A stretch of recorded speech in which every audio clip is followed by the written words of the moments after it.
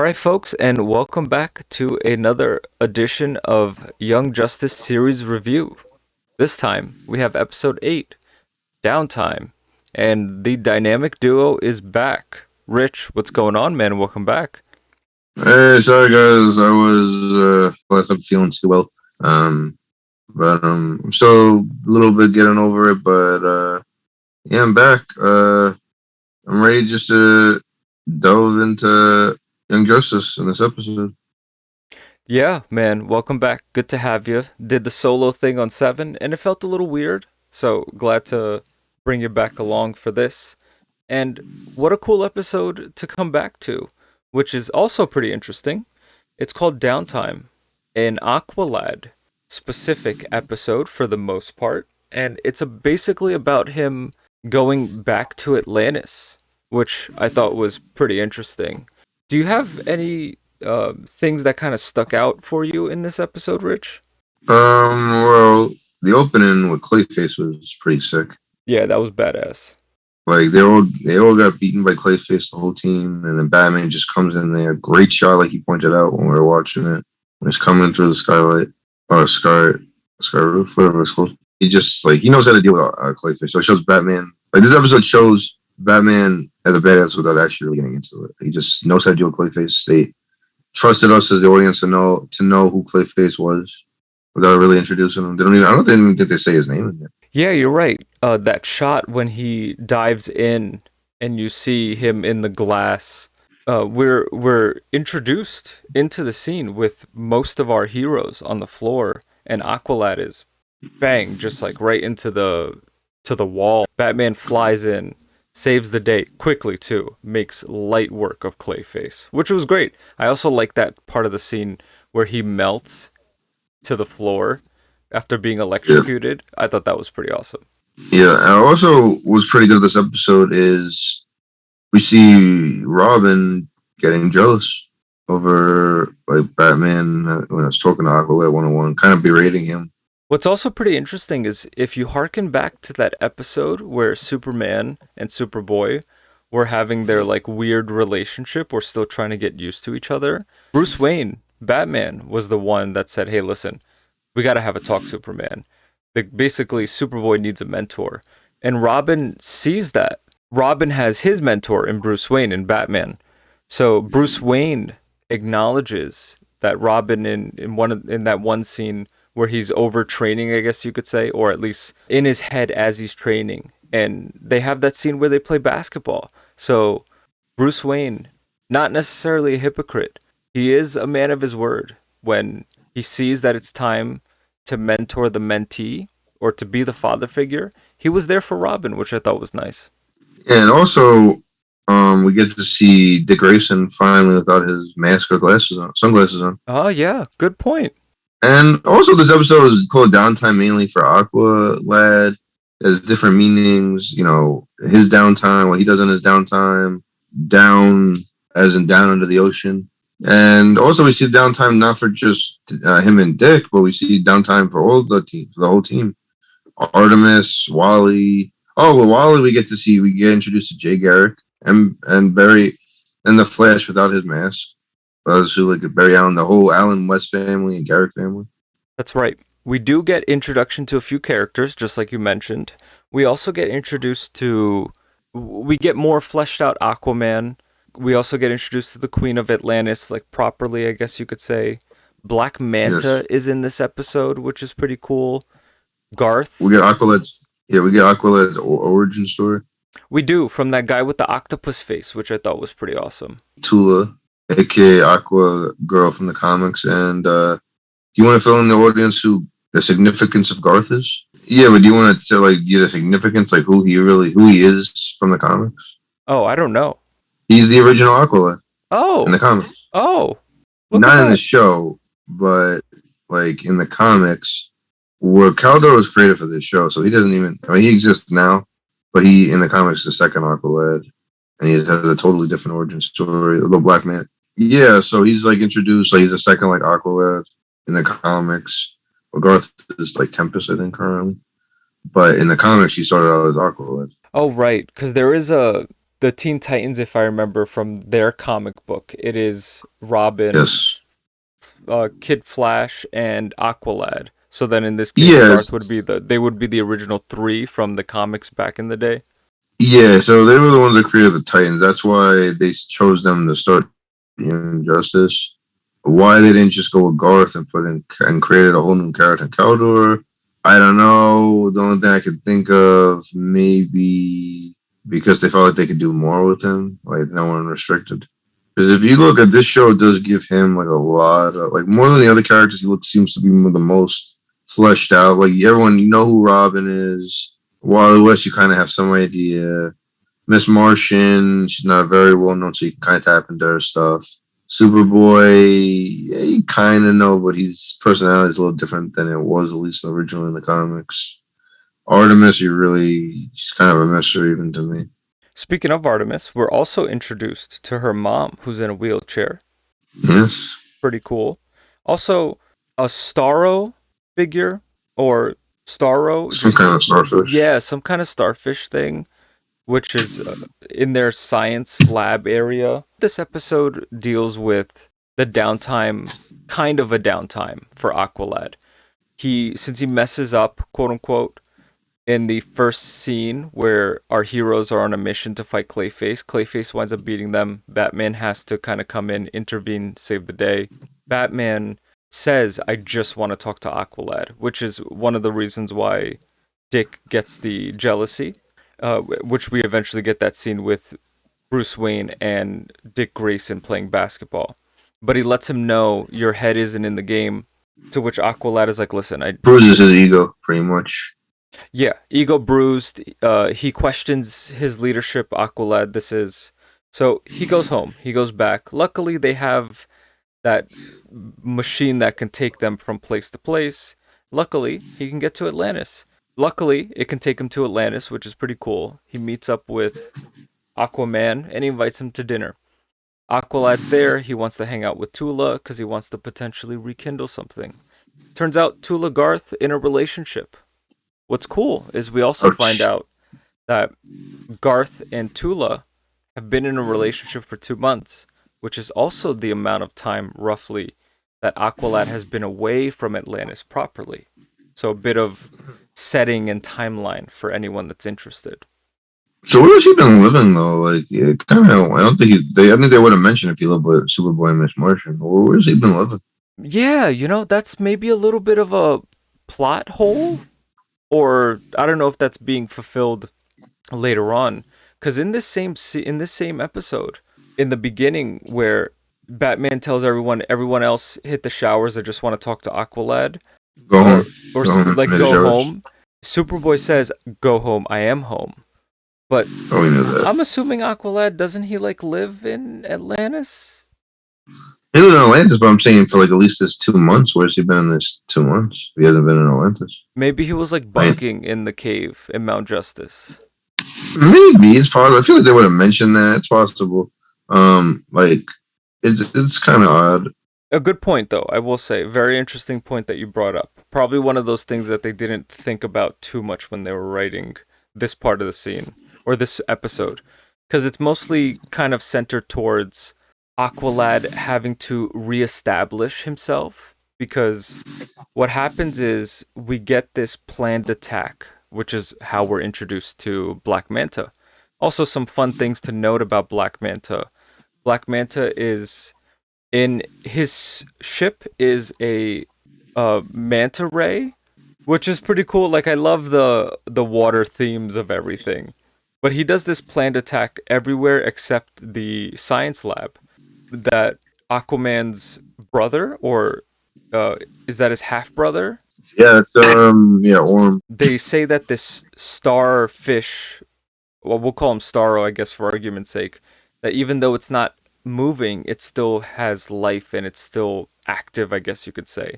So this Black Could be Manta planned attack happened everywhere in the city except for that location. interesting. Yeah, yeah, something to kind of note. So it Aqualad does mention that this was a predetermined, a pre-planned attack.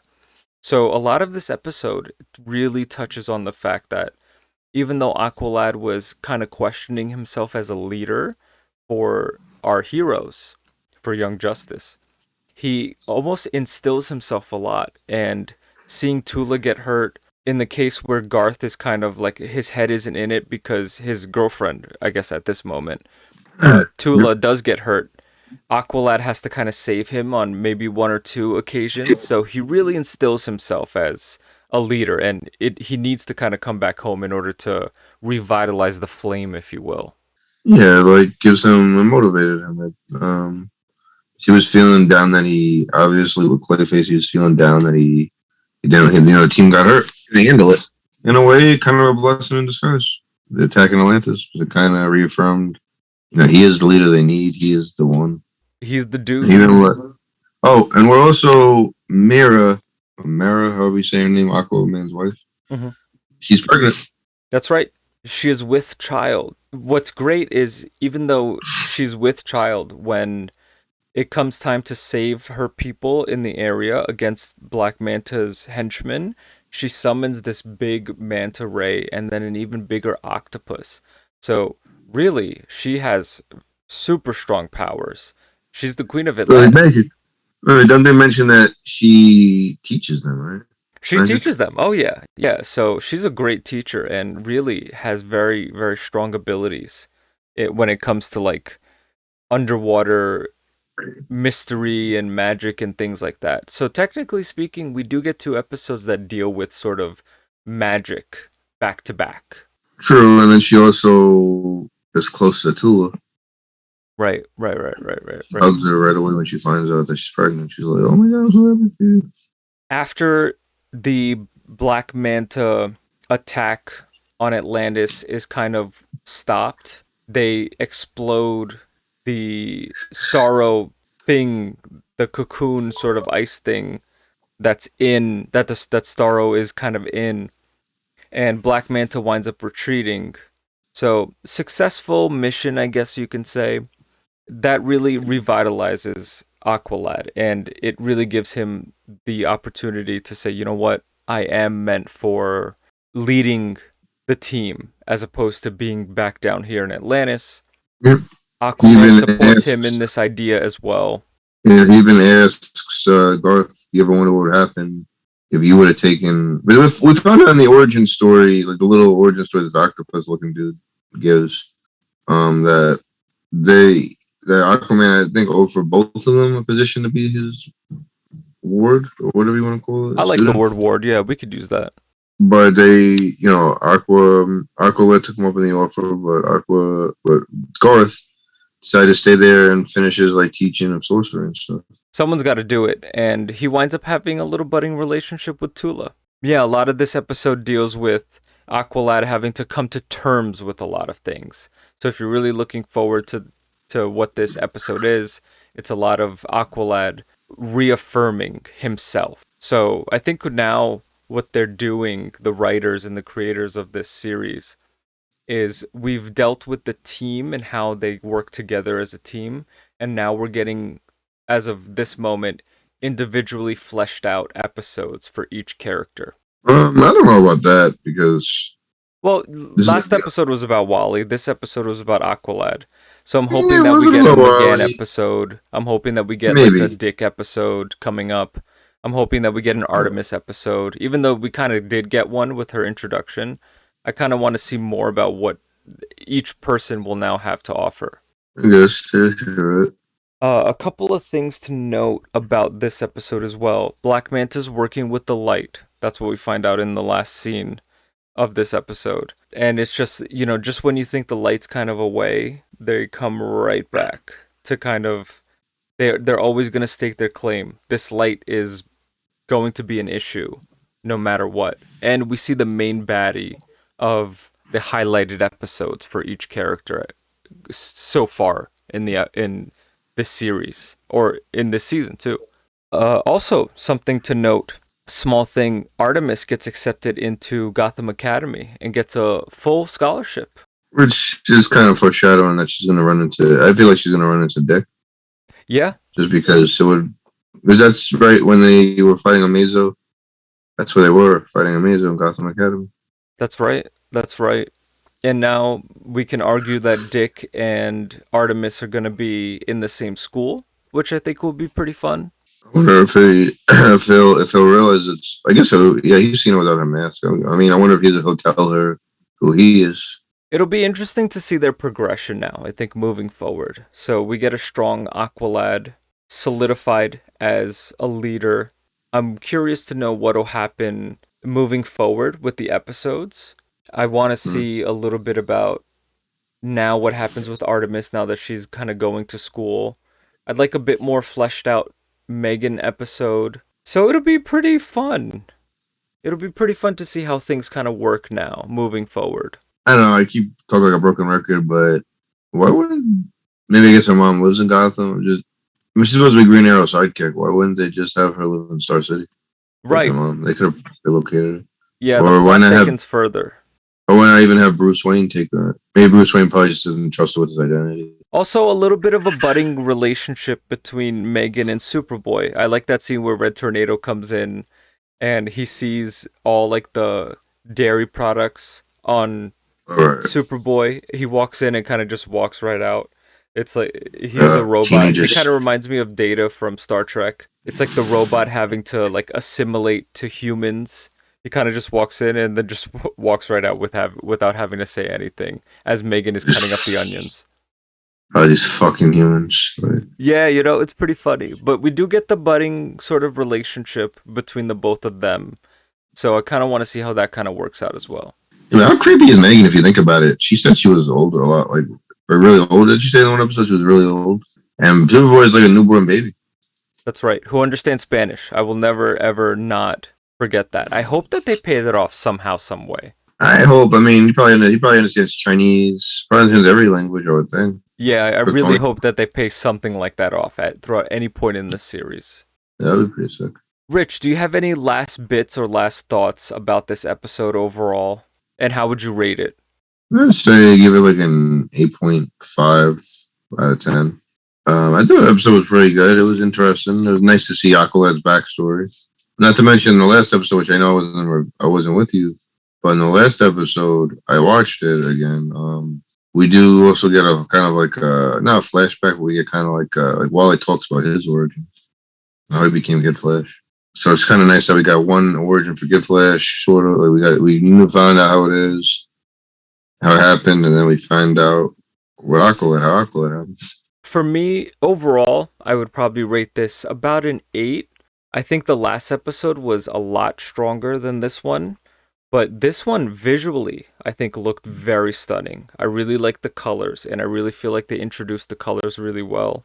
I also like the fact that we get strength in our leader for our team. He was questioning a little bit, and he kind of teetered a little bit throughout the last few episodes, I guess you can say. With himself emotionally, maybe he was missing home. It is called Downtime, but he is homecoming. He is coming home. Not to be confused with Well, he's Spider-Man down. Homecoming, of course. Well, also you could say he's down. Yeah, he is going down to Atlantis. He's going home, which I thought was pretty No, I got awesome. that, but also he's down. Like his spirits are down. Yeah. A good way to put it. It's a multifaceted title, which I think is amazing. We do get the revitalization, if you will. So this way, because we need a strong leader, because the people from Atlantis, they already have people to connect with. They have their leaders and their backbone. But for us, the viewer, we need our leader, and in this case, our leader is Aqualad, is Calderon. He looked kind of good in that Black Manta suit when they infiltrated in him and Garth. Hmm? He looked pretty cool, so I thought that was pretty awesome. But overall, a good episode in 8, only because the last episode was pretty strong. This one wasn't as strong. Maybe personal bias, but I like this episode. I give it an 8. And Also, we got to see Atlantis. I just want to put that out there. yeah, we did get to see Atlantis, and I think the And we colors got really helped me when it came to viewing this episode too. we got to hear Atlantean language. Right. We did. We Like, did. Superboy can understand Spanish. I'm sure Superboy probably could understand to learn how to speak Atlantean. Yeah. I think you would have. A good pickup on that one. All right, folks. That was episode 8 of Young Justice Downtime. Stick around. Next episode will be episode 9. Peace out, folks. Peace.